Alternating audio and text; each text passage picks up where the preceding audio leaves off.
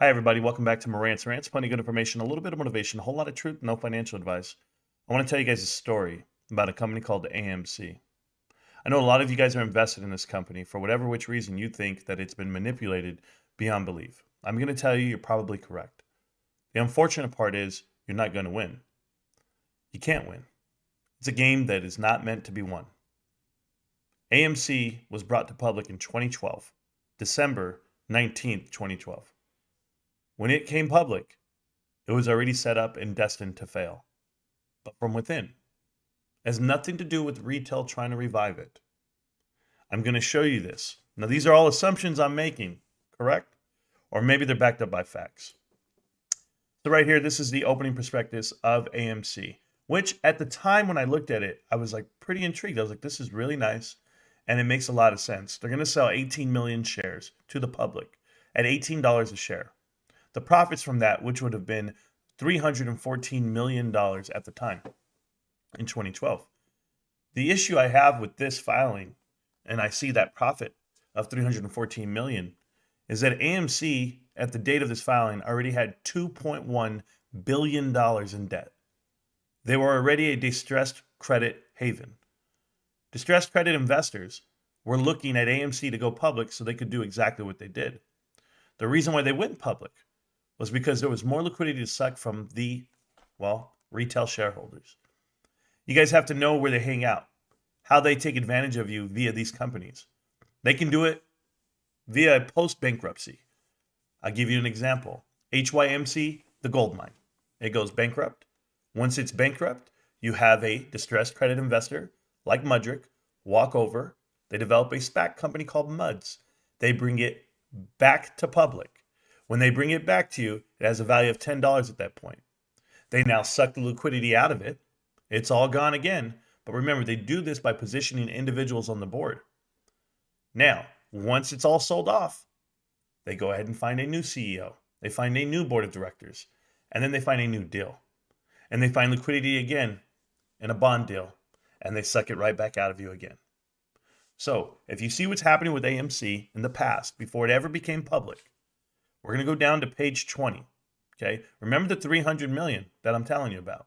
When we go down to page 20 of this, so where the financials start. And you're going to look in here and it's going to tell you that our substantial debt could adversely affect operations and prevent us from satisfying those debt obligations. If you're going to buy into a company for the first time, you buy into companies that officially are IPO'd, right? Like they're brand new company. I'll give you an example. Robinhood, Coinbase, anything that launched. Do you know why they launch, why they go public? Because the creators of those companies are trying to finally make money off of their creation. It's not a great investment by anyone. It won't be. It won't be until it proves itself. But a company that's been in business for 100 years and they were fine being, privately owned, now they go public. But look at the merit behind the public release. It tells you that they had outstanding debt, almost $2.2 billion in September. So they already were in debt beyond belief, up to their ears. A distressed credit investor goes in and they will swoop in. They will take everything you have. And I'll tell you why. Because these guys don't make money. They don't make a single dollar. As you go ahead and you scroll down, you're going to read right here.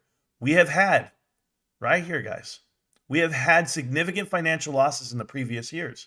Prior to the fiscal year 2007, we had reported net losses in each of the prior 9 fiscal years. That takes you back all the way to 1998. So from that standpoint, they have been losing money the whole way. They have not made a dollar for 2 decades at the time. Now, I mean, we can go fast forward, but from 1998 to now, 25 years, they have not made a dollar. They had a total of approximately, over those 9 years, $551 million. They lose fiscal years 7, 8, 9, 10, 11, and 12, $500 million over that time frame. They don't make a single dollar, guys. They don't make money. They might have great years in the box office. You might see movies banging in the theaters, guys. But this company, this particular company, was built for a different reason. It was a vehicle for shorters to pump money out of the public. Who were the first investors into AMC? Well, we know that. We know that the first investors were your boys at Citadel. Okay. I have it somewhere here. I'm not ready. It's right here. So Citadel went from 7.7% in the next previous year. They now owned 8.2% of the stock. This is Ken Griffith. You'll see it here. Safe haven for distressed credit investors. There was a shorter by the name of Steve Cohen. A lot of you guys know who he is. He runs Point72. He ran the SAC securities. He was actually hit with the largest fine in SEC history for insider trading. He's a bad man. He's not a good guy. A lot of you guys know who he is. First investment he made, the very first investment that he made coming out the gate, right here, 2014, when he got back to trading, guys. He got back to trading in 2014 because remember that he couldn't trade. He got fined. They developed a company called Point72. Okay? In 2014, the first year back, Point72 comes over to AMC and they buy 1 million shares. Well, he does, right? In other portions of his company, buys 300,000, and I'll show it to you right now. It's right here.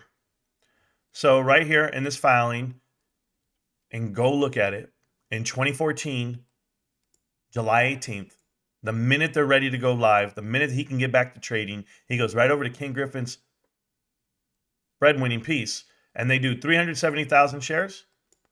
They do another 370 to another portion of the company. They do 709 here. And then they do, additionally to himself solely, 1 million shares. This is who runs AMC at the time, guys. 13 and 14, boom. They're all partners with Apollo. They're all trading with each other. They all help each other. JP Morgan, Apollo, Citadel, SAC, Capital. Now it's Point72. If you guys know the history of short hedge funds and the way dirty money makes money in this country, it's right here. They appointed Adam Aron. Adam Aron went in and he became the CEO because he's the right-hand man to Apollo. The founder of Apollo, his lieutenant in command, his second man in command is Adam Aron. The founder of Apollo placed Adam Aron at the 76ers. His name is Josh Harris.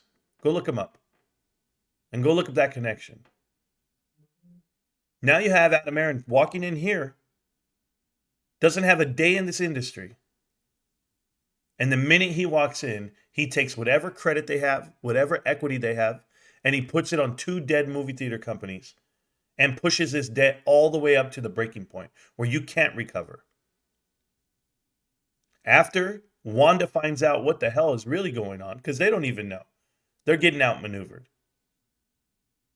And Wanda's the parent company of AMC, or the main, stockholder, I should say, at the time. Adam Aron negotiates a deal by the use of force. Believe it. Sean Goodman just didn't show up. Ernst & Young just didn't show up as the auditing firm. Ernst & Young has been cooking the books for numerous short hedge funds for 2 decades. Allegedly. No, not allegedly. I showed you all the fines that they've had to pay. Hundreds of millions of dollars in fines. Because Ernst & Young does dirty business. Dirty books. Fast forward to today, who's on the board of AMC? Well, not only is it Adam Aron. It's also a former director of Ernst & Young. They played everybody a fool. Yes, they shorted GameStop. Yes, Melvin Capital was under. Melvin Capital was going to expose the world. The stock market was burning. The clock stopped. And Melvin ran over to Ken Griffith and Steve Cohen, who happened to have this company in their back pocket. This company set up just right there for the prime moment. AMCX? No, AMC. And then what'd they do? They put their playboy, Adam Aron, right in front of you. With trades, with every AMC grifter out there, everyone pushing this, we're going to save the movies. Oh yeah, they're laughing at you now. They've laughed at you the whole way. You didn't want to give them a raise? You don't want to give them the ability to dilute this float even more and suck all that money back out of you? They took it from you anyway. And they're still taking it from you. All of the things you've never seen happen a day in your life. I'm talking about never in your life would you ever see a reverse stock split, a ape equity unit. I mean, things that are just so unheard of. $50 million worth of HYMC to another distressed credit fund. Selling your shares to your own short hedge fund that's destroying you from within. You can't explain it. Nobody can. But we try. We try every day. We try to put our hands up. But it's like standing in front of a freight train and telling them, please stop, guys. You're about to crash. The tracks. You're going to come off the tracks. Please stop. I'm giving you the info. I give you the info with a little bit of my heart in it. Some people could just give you the info and, no inflection in their voice. You say, hey, guys, look at this. Connect these dots. Bye. I can't be an innocent bystander and watch this happen. If you don't believe what's happening, you're going to lose all your money. You're going to lose your life. Some people will. There's not a single YouTuber that you guys watch. Not a single one. Boss Blunts, AMC Bigums, Tony De Niro, The Masked Investor, Trade Trades, Matthew Kors, Tara Bowlby Forrest, Froggy Stocks, all these other guys, Common Sense Investor, Frankie, Lou. I don't care. If I left your name out, I'm sorry. You're a grifter. All of these guys all know the game of YouTube. If I say something positive about AMC, I'm going to get views. If you say something negative, you're not. Changing your stance in the middle of the race is okay as long as you admit what you were doing. When you walk through the door and you say, I sold 1,000 shares, when you walk in, I'm finally questioning what Adam Aaron's doing. What the fuck are you doing, Adam? I can't explain this one. Nobody can. Because at some point, Bigums, at some point, you got to look in the mirror and you got to tell yourself, your math is wrong. You're not smarter than all of these hedge fund guys. You're not smarter than Wall Street. The movie ends. You're not going to win. Have you accepted defeat yet? When you do, I'll be happy. Here's why I'll be happy. Because you're going to wake up the next day, dust yourself off, and get your ass back to work. That's what you're going to do. I'm not a hedge fund guy. I'm not a hedgy. I'm not a shill. I'm none of that. I'm a guy who wakes up every day and I go searching for the truth. I go seeking the truth. I go read for it. I go hunt it down. You don't. You wake up every day and push play on somebody's video. That's not the truth. That's what they want you to see. Don't believe me, guys. Go read all your own filings. But if you can't connect these dots, if you can't figure it out, what can I do for you? I'll see you tomorrow, guys. I'll still be here. GameStop. Yeah, GameStop. It was always the problem. It always will be. I'm not telling you to buy it either, and I'm not telling you to sell your position. I'm not telling you anything. I'm just letting you know what the facts are. I tell the story. If you want to read it, read it. If you don't, don't. Peace.